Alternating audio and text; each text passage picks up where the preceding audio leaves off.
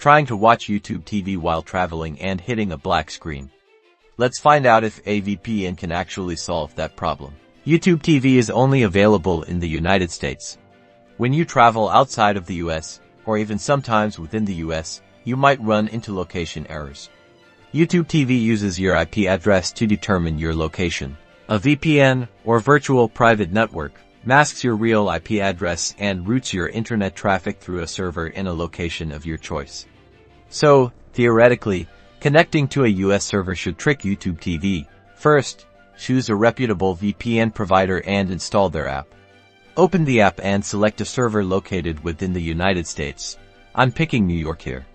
Click Connect and wait until the VPN establishes a secure connection. Now, open the YouTube TV app or visit the website.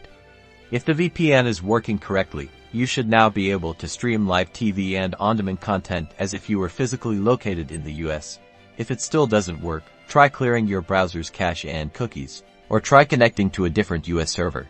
Keep in mind, YouTube TV actively tries to block VPNs, so some VPNs may work better than others. And always check YouTube TV's terms of service and the VPN's policies to make sure you're not violating any rules.